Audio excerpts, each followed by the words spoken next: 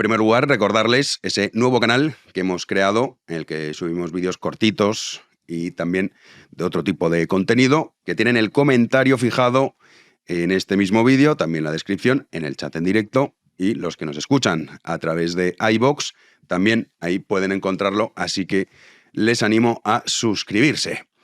Hoy no vamos a hablar de temas judiciales. Dices, pero bueno, ¿y esto qué gran novedad? ¡Qué alivio, qué respiro! Hoy el día ha estado tranquilo, dentro de un orden. Lo que vamos a hablarles es de la polémica que se ha generado dentro del seno del gobierno, porque por primera vez los trabajadores que cobran el salario mínimo interprofesional van a tener que tributar IRPF. Esto, claro, ha supuesto un escándalo, porque ya saben que lleva anunciándonos durante muchísimo tiempo el gobierno que va a incrementar el salario mínimo 50 euros. Entonces esto pues, queda muy bien, ¿no? Porque es el puro sentimentalismo, es lo que esta gente vende y desgraciadamente muchos compran. Ahora analizaremos el fondo del asunto del salario mínimo interprofesional. Pero, como les digo, ha generado una crisis en el gobierno porque, por un lado, Yolanda Díaz está en contra de esto, mientras que el Partido Socialista lo ha colado, pues María Jesús Montero y compañía, pues bueno, lo han colado para que así, esto hay que tenerlo en cuenta, estiman ganar 1.000 millones de euros. Ya saben que todas las estimaciones que se hacen nunca se cumplen, serán menos. Pero a final de cuentas, el asunto es que los trabajadores que cobran el salario mínimo interprofesional, si van a cobrar 50 euros más, pues bueno, 25 se los va a llevar Hacienda. Pero es que a eso hay que sumarle, como siempre se olvida, a los empresarios. Es decir, que esta subida del salario mínimo, todo es prácticamente para el gobierno, excepto 25 euretes que irán al bolsillo de los trabajadores. Y como digo, esto no ha sentado bien en el grupo de Yolanda Díaz, que incluso en esa rueda de prensa posterior al Consejo de Ministros, lo contaba, decía, no, yo me he enterado por los medios de comunicación. Y Pilar Alegría al final susurraba, ya saben, la sirvienta, una de tantas, de Pedro Sánchez, y esto no es así. Escuchen. La posición es conocida. He hablado esta mañana con María Jesús Montero, me he sentado a su lado, no digo en el Consejo de Ministros, sino en una comisión interministerial que tuvimos antes. También estaba el ministro Agustín Duy y conversamos todos los días, pero digo la verdad, nos hemos enterado por la prensa y por ustedes. En fin, es lo único que le puedo decir. Me refiero a los hechos.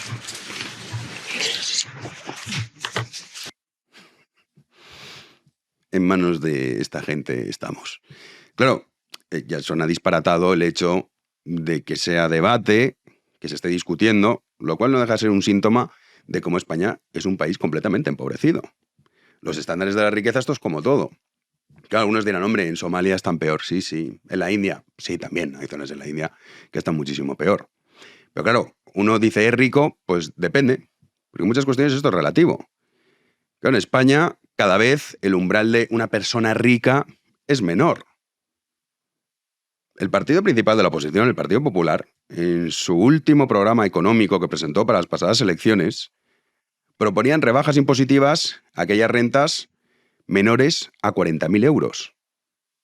¿Esto qué quiere decir? Pues esto quiere decir que alguien que gana más de 40.000 euros al año, que tampoco le crean ustedes que es una gran fortuna, se le considera como, hombre, ya tú, que encima querrás dejar de pagar impuestos. Sí, hombre. Claro, si uno hace, ya sé que esto es un aburrimiento, pero si hace el ejercicio de mirar año a año, bueno, cuando ha habido elecciones, qué es lo que ponían los programas económicos, claro, cada vez vemos como esa cifra, la que se prometen rebajas impositivas, cada vez es menor. Porque cada vez asumimos más esta situación de empobrecimiento generalizado. De hecho, publicaba un tuit, que es una costumbre ya, que no escandaliza a nadie. El Ministerio de Seguridad Social decía que ya se han beneficiado del ingreso mínimo vital más de 2 millones de personas, en concreto 671.849 hogares, y entre ellos 850.000 niños. Y claro, uno puede pensar, ¡ay, qué buena noticia! Pero ¿cómo va a ser una buena noticia?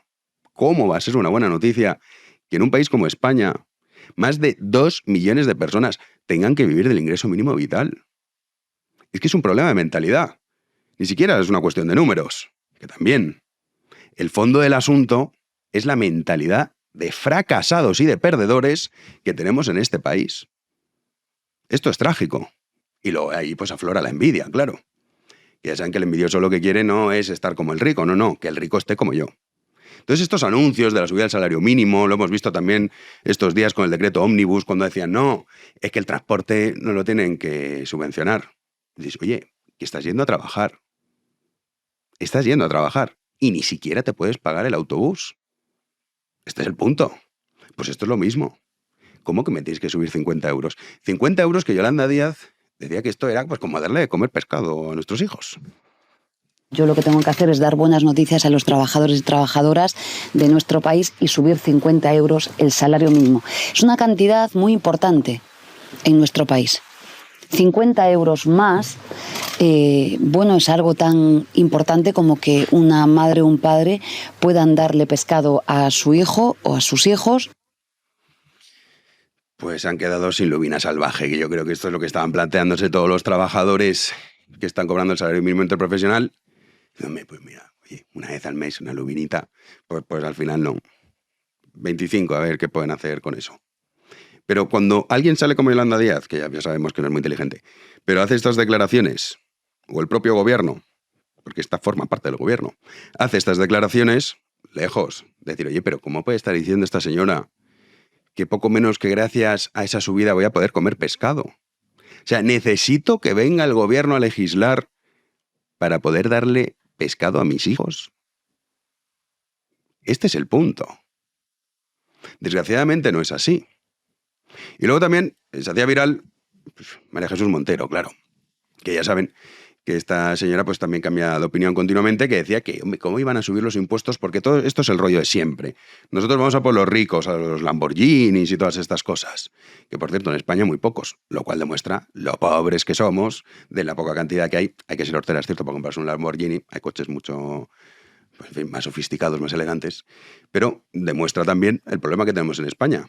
Sí que hay muy poquitos.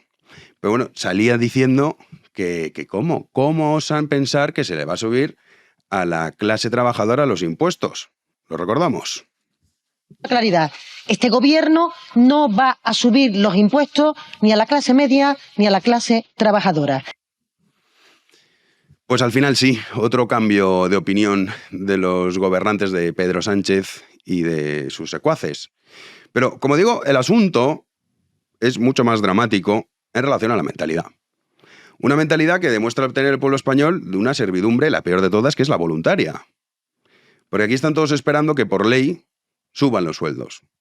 La cuestión de los sueldos, que es evidente que en España hay un problema, las cosas como son. Sí, en España hay un problema. Vale, una vez detectamos el problema, ¿cuál es la solución? Te vienen por un lado los estatistas que te dicen, no, hay que subirlo por ley, 50 euros. Oye, si es tan bueno, ¿por qué no 50? Pues oye, pon 500 o 1.000 euros más. Hay que ser cutre. Y encima les haces tributar. Esta sería la pregunta, ¿no? Si es que esa fuese la solución, que claro, es la solución que te daría un niño de 5 años.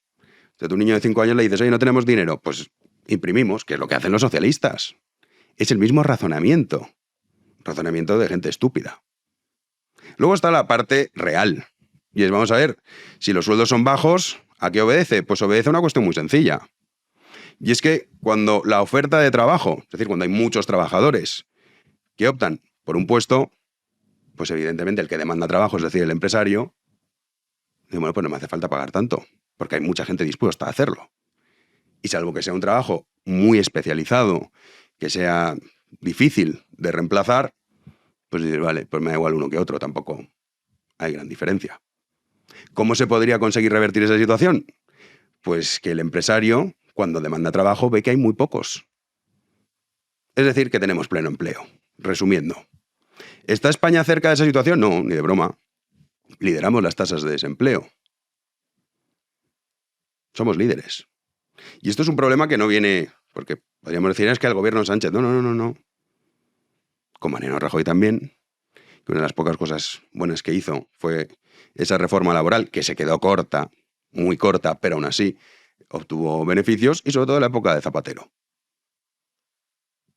Hubo una época, los más jóvenes nos acordarán, que en las campañas electorales se prometía el pleno empleo. Y se decía, por el pleno empleo, incluso eran los eslóganes.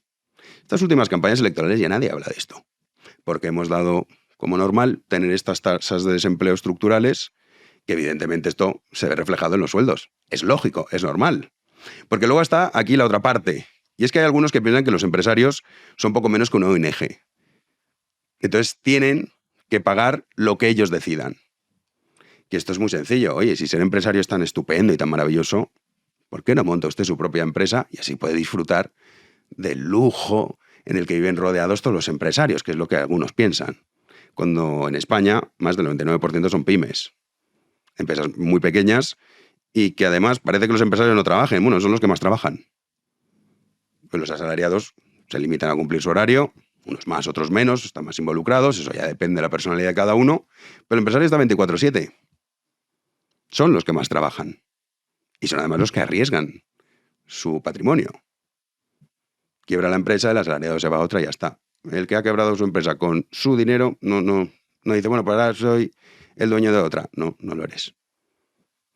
Pero esta cuestión de mentalidad se ve reflejada, que esta encuesta la hemos comentado en numerosas ocasiones, pero aprovecho para también hacer promoción del libro, El triunfo de la estupidez, que es demoledora. La encuesta era la siguiente, hizo el BBVA. Al respecto, preguntaba la fundación del BBVA sobre el papel que tenía que tener el Estado. La pregunta es la siguiente. De las dos frases que leo a continuación, ¿cuál se acerca más a su opinión? La primera respuesta es: el Estado debe tener la responsabilidad principal en asegurar que todos los ciudadanos puedan gozar de un nivel de vida digno. La otra respuesta posible es: cada persona debe ser responsable principal de asegurar su propio nivel de vida digno. Bueno, pues en el caso de España, el 76% contesta que el Estado debe tener la responsabilidad principal en asegurar que todos los ciudadanos puedan gozar de un nivel de vida digno. Luego nos sigue Italia con el 64%, Francia el 54%, Reino Unido 44%, Alemania 41%. ¿Qué es lo que revela esto? Pues muy sencillo. Y es que aquí los ciudadanos españoles están esperando continuamente al legislador de turno para que les solucione la vida. Para que venga aquí a subir los sueldos y fijarlos por ley, sin ni siquiera tener en cuenta el impacto que esto tiene. Pues el trabajador dirá, fenomenal, 50 euros más. Sí, pero es que a lo mejor el que te está dando trabajo, el empresario, eso le supone un roto. Y quizá, si tiene 15, pues a lo mejor le dice, oye, pues ya tengo que trabajar con 12, porque yo no puedo pagar todo esto. Pues estos son 50, pero él es más. Esto nadie lo piensa. Aquí nadie piensa en el empresario. Y de esto se aprovecha y de esto se nutre el socialismo, que en España desgraciadamente está muy extendido. Algunos dirán, los que votan al PSOE, ojalá fuesen solo esos. No. O los que votan a Podemos o a Sumar. No. Hay muchos votantes, tanto del Partido Popular como de Vox, que están a favor de este tipo de cuestiones. Quizás si estás a favor del salario mínimo interprofesional, te dicen que sí. ¿Estás a favor de la indemnización por despido? Te dicen que sí. Incluso algunos te lo venden como un derecho. Es, como digo, un problema muchísimo mayor, que es de mentalidad. María Jesús Montero también, ya saben que en un momento dado le preguntaban, oye, esto de la clase media en España, ¿quiénes son? Bueno, pues atención a lo que contestaba. Muchas gracias, señora presidenta. Mire usted, señor Marí, clase media son todos los ciudadanos que cobran el salario mínimo interprofesional, a quienes ustedes le congelaron el sueldo cuando gobernaban, y este gobierno lo ha incrementado un 54%. Decía que habían congelado el salario mínimo interprofesional. Bueno, esto lo que han hecho es que hacerles tributar por primera vez a los que cobran, en concreto, 16.576 euros brutos al año. Repito la cifra, 16.576 euros brutos al año. Esto dicen que es clase media, y es mentira. La clase media, y esto, claro, a algunos no les gusta comentarlo, nace con el régimen franquista, y esto es un dato objetivo que, por mucho que se pongan algunos, es la realidad. Y la clase media consistía en decir, bueno, sí, soy clase media, pero tengo una casa en propiedad, me puedo comprar un coche, incluso también puedo permitirme el lujo de tener una segunda vivienda, ahorrando mucho y trabajando, sí, pero lo podía hacer. ¿Qué narices hace un ciudadano? Por poner un ejemplo, sí, bueno, si vive en una aldea pequeñita de un pueblo de Extremadura, pues sí, ahí a lo mejor con eso tira. Pero en Madrid, en Valencia, en Barcelona, en Málaga, en Sevilla, 16.500 euros. Eres pobre. No eres clase media. No tienes ningún tipo de posibilidad de tener una casa. Comprarte un coche, vamos, y el más barato del mercado. Y encima si te lo compras luego, si es en Madrid, a Almeida no le vas a caer bien porque ya saben que hay un odio a los pobres por parte de Martínez Almeida, que si eres pobre, aquí no vengas con tu coche a molestar. Aquí solo los ricos. El compromiso social del Partido Popular de Madrid. Y esto es un problema que desgraciadamente no se señala nunca. Todo el mundo discute, ay, no, tienen que tributar o no. Miren, oiga, eso es un debate secundario. La cuestión es, ¿qué clase de país de pobres, con una mentalidad de fracasados, que no tienen ninguna aspiración a mejorar, es en el que nos encontramos que está celebrando que le suban 50 euros o que le subvencionen el autobús? Ese es el verdadero problema de fondo. ¡Comenzamos!